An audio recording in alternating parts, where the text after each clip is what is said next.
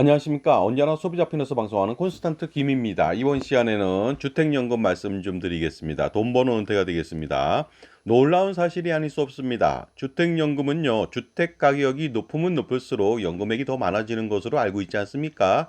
하지만 일정한 나이에서는요, 주택 가격이 아무리 높아도 연금액을 더 이상 주지 않습니다. 여기에 대해서 좀 알아보도록 하겠습니다.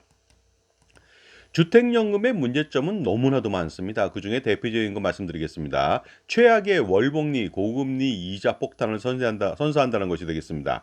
연금액에 대해서 누적된 연금액에 대해서 월복리, 이자 폭탄이고요. 초기 보증료, 연보증료 이런 것에 대해서 무지하게 많이 뗍니다. 그러다 보니까 보통 65세 때 정액종신형으로 받다가 90세쯤에 사망하게 된다면요. 원금이 10억이면 이자도 현재 이율로 따진다면요. 10억 이상이 됩니다. 그다음에 100세까지 산다면 받은 돈이 만약에 10억 원이라면요. 이자는 20억 원 이상이 될 수가 있습니다. 그리고 금리 상승기에는요. 더더욱 더 최악이 될 수가 있습니다. 그러니 그 주택연금을 가입하게 된다면요. 나이가 들면 들수록 장수할수록 금리가 높을수록 엄청난 지옥길을 걷게 된다는 것이 되겠습니다. 그다음에 일반적으로 오래 살수록 연금액은 많아지지만 그 이자액이 훨씬 더 많아진다는 거 아니겠습니까? 배보다 배급이 아니라 뭐 두 배, 세 배, 그 이상 더 많아집니다. 결국 뭡니까? 소중한 집을 날리게 된다는 것이 되겠습니다. 참고로 말씀드리겠습니다.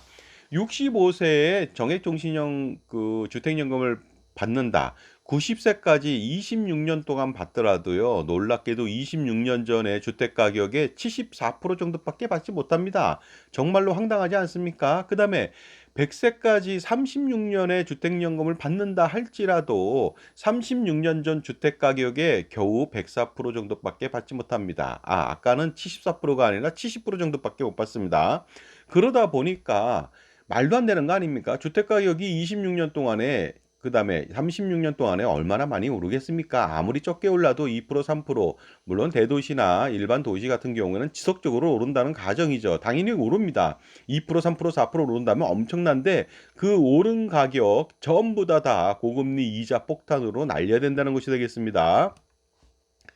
자, 그리고요. 주택 가격 상승률을 너무 적게 반영한 게 아닌가 생각이 들고요. 도시 및 비도시, 그러니까 농촌이고 관계없습니다. 똑같이 구분이 없다는 거 아니겠습니까? 그러니까 오히려 대도시, 그다음에 서울, 강북보다 강남 이랬을 때는요. 심각한 차별 문제가 대두될 수가 있습니다. 그다음에 연금액이 일단 너무 적습니다. 기대연금까지 받는 금액 적다고 말씀드렸습니다. 그리고 중요한 것은 중간에 주택가격이 오른다 할지라도 상승된 연금액을 절대 주지 않죠. 그다음에 연금액의 현재 가치가 지금 200만 원을 받는다. 65세 때. 그러면 200만 원 갖고 그럭저럭 생활이 가능하겠죠. 하지만 80세 때 200만 원은요. 100만 원도 안 됩니다. 그다음에 90세 때는요. 50만 원도 안 될 것이고 100세 때는요. 20만 원도 안 될 겁니다.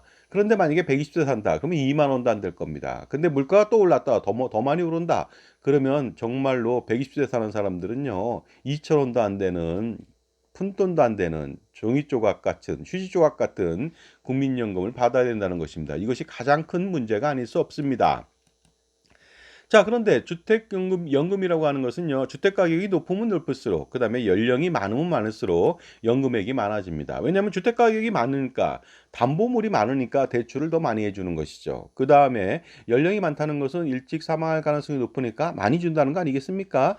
그러니까 연금액이 많아질 수밖에 없습니다. 물론 이 많다는 것은 그 자체 내에서 많다는 것이 제가 볼 때 많은 것은 절대로 아닙니다. 그러니까 상대적으로 많다는 것이죠. 가입자 대비해서.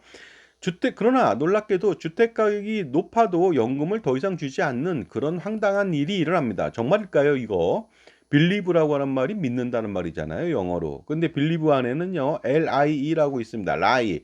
거짓말이 있거든요. 정말로 이거 믿어야 될지 안 믿어야 될지 아니면 정말로 그 거짓말인지 증말인지 잘 모르겠습니다. 그런데 확실하게 제가 말씀드리겠습니다. 결론은 주택 가격이 아무리 높아도 더 이상 연금액을 올려주지 않는 구간이 있다는 거 아니겠습니까? 정말입니다. 알아보도록 하겠습니다. 자, 일단 55세, 60세, 65세가 주택 가격 1억 원부터 12억 원까지 가입했을 때 알아보도록 하겠습니다. 55세가 1억 원이라면 14만 원 정도 받죠. 그러나 12억 원일 때는 174만 원 정도를 받습니다. 오르지 않습니까? 그러니까 일반적으로 나이와 주택 가격이 높아질수록 연금액이 많아집니다. 60세일 때는 1억 원일지라도 20만 원 정도 받죠. 12억 원일 때는 23만 원 정도 받고요. 그다음에 65세 때는 1억 원인데도 불구하고 24만 원 받죠. 그다음에 12억 원일 때는 288만 원을 받으니까 어떻습니까? 나이와 주택 가격이 높으면 높을수록 연금액이 상대적으로 많다는 겁니다. 뭐 절대적으로 많은 것은 아니죠. 그러니까 이런 기준을 따를 줄 알았는데 다시 한번 보도록 하겠습니다. 이번에는 70세, 75세, 80세를 알아보도록 하겠습니다. 놀라운 것은 70세 때요. 11억 원 갖고 주택연금 가입하면 325만 원 받습니다. 그런데 12억 원짜리도 얼마 안 됩니다. 327만 원 정도밖에 안 됩니다. 2만 원 정도밖에 안 올랐거든요. 일반적으로 1억 원 대비해서 1억 원당 오를 때 거의 뭐 30만 원 정도 더 올라야 되는데 2만 원밖에 안 올랐다는 거 아닙니까? 그러니까 70세는 11억 원짜리 주택이나 12억 원짜리 주택이나 똑같다는 겁니다. 거의 똑같다는 것이죠. 75세도 알아보도록 하겠습니다. 9억 원대 333만 원 받습니다. 하지만 10억 원대 353만 원, 그 상승폭이 둔화됐습니다. 놀라운 것은 10억부터 12억 원까지는 똑같습니다. 353만 원밖에 되지 않습니다. 80세도 알아보도록 하겠습니다. 8억 원대 380만 원 정도 받죠.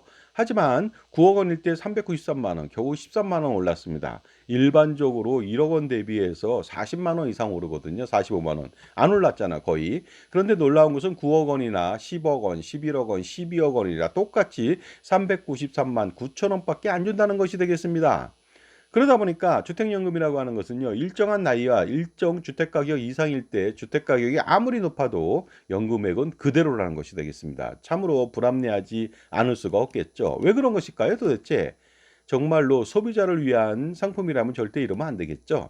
이유는 이렇습니다. 가입 연령, 과거에는 65세고요. 지금은 70세부터 장수하는 리스크에 대해서 관리를 하고 있다는 것이 되겠습니다. 그러니까 65세나 70세나 그 이상부터 주택가격별 연금액 한도 설정을 리스크로 관리하고 있다는 것이 되겠습니다. 더 이상 많이 주지 않는다는 것입니다. 하지만 이 리스크 관리 누구를 위한 것입니까? 사실은 리스크도 아닌데도 불구하고 이런 짓을 하고 있다는 것이 문제가 아닐 수 없죠. 결코 소비자를 위한 리스크 관리는 아닙니다. 자, 그러다 보니까 주택가격이 70세인 경우 11억 원 이하로 가입할 필요가 있죠. 11억 원, 12억 원 의미가 없다는 것이죠. 그 다음에 75세일 때는 9억 원 이하로 가입한다면 그나마 온전하게 받죠. 그러니까 12억 원까지 가입할 필요가 없다. 80세는 8억 원 이하만 가입해야 된다. 이런 내용이 되겠습니다. 상대적인 내용이 되겠습니다. 하지만 전혀 그럴 필요는 없습니다. 왜냐하면요, 가입하지 않으면 됩니다. 주택연금 가입하면 안 되거든요. 그러니까 절대로 이런 불합리, 부조리 속에 있는 주택연금이면서 그다음에 앞에서 말했던 그런 여러 가지 디메리트가 있으니까 절대로 가입하면 안 되겠습니다. 지금까지 제 정보가 도움이 되신다면 무료 구독하고 좋아요 부탁드리고요. 멤버십 회원가입을 통해서 보다 다양한 혜택 받아보시기 바랍니다. 그다음에 콘스탄트 김의 증여세, 상속세, 절세 자습서가 이북으로 판매 중입니다. 8,500원이거든요. 투자할 가치 있겠죠? 자, 하지만 당장 노후 준비가 별로 안 됐거나 노후 생활비가 좀 부족한 사람들, 노후 생활비 충당을 간단하게 주택연금으로 하려고 했는데, 물론 당해년도만 가능하겠죠. 앞으로 시간이 지나면 지날수록 주택연금의 현재 가치가 떨어지니까 엄발에 오줌 넣기가 되겠습니다. 미봉책이지만 어쨌든 간에 당장 그 목구멍이 포도청이라고 주택연금 가입하지 않으면 노후 생활비 어떻게 충당할까요? 이렇게 하는 사람들이 있습니다. 그랬을 때는요, 제가 이런 그 솔루션을 전해드리겠습니다. 전월세 임대 수입을 창출하면 되겠습니다. 그런데 단독주택이거나 다가구 주택일 때는 이게 가능하겠죠. 하지만 빌라나 연립이나 아파트는 안 될 것으로 보입니다. 그럴 때는 도시지역이라면 임대 차익을 활용해서 임대를 주고 작은 평수나 외곽으로 이동한다면 차액으로, 임대 차익으로 노후 생활비를 충당할 수가 있습니다. 물론 그 임대 주고 갔을 때 임대 보증금뿐이 아니라 월세를 주는 경우도 있겠죠. 그랬을 때는 월세로 생활할 수도 있습니다. 아니면 아파트 같은 경우에는 그 임대를 줄 수 없으니까요. 같이 살면서 매도한 다음에 단독주택이나 다가구 주택을 매입을 해서 임대를 하는 방법도 있겠습니다.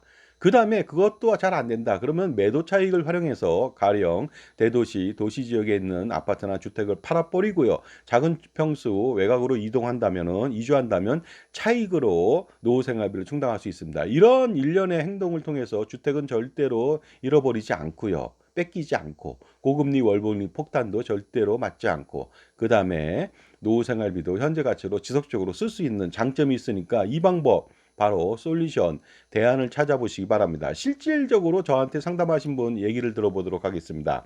분당에 14억짜리 아파트에 거주하고 있습니다. 소유하고 있거든요. 그런데 국민연금액이 겨우 110만 원밖에 안 됩니다. 이거 가지고서 노후 생활비 부부가 쓰기란 힘들죠. 300만 원 정도 있어야 되는데요. 그러다 보니까 14억 원짜리 가지고서요. 시가니까 주택연금을 가입하려고 합니다. 그런데 제가 만류를 했죠.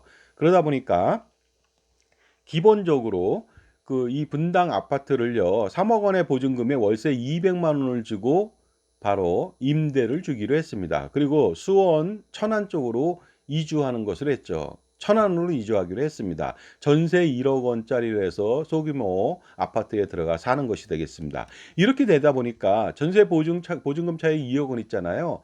그거 저축은행 현재 3.4%입니다. 세후 48만 원 정도 매월 받을 수가 있습니다. 그다음에 200만 원 월세 받잖아요. 그러니까 기본적으로 그 국민연금 110만 원까지 합쳐가지고 310만 원 더하면은 전체적으로 매월 358만 원이라고 하는 금액을 받을 수가 있는 것입니다. 이 금액은요, 현재 가치라고 볼 수가 있습니다. 국민연금은 현재 가치지만 다른 건 현재 가치 아닐 수도 있겠지만요.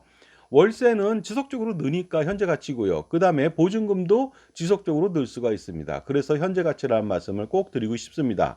자, 갑자기 분당에 집 하나만 떨렁 있는 어떻게 보면요. 그런 사람이 110만 원 갖고 정말로 손가락 빨아야 되는데 바로 아주 좋은 방법을 통해서 월 358만 원으로 생활을 하니까 집도 지키고 이자를 내지 않아도 되고 오히려 이자를 받죠. 그러다 보니까 아주 효과적으로 노후 생활비를 충당할 수가 있는 것이 되겠습니다. 그러다 보니까 절대로 주택연금을 가입하면 안 되겠죠.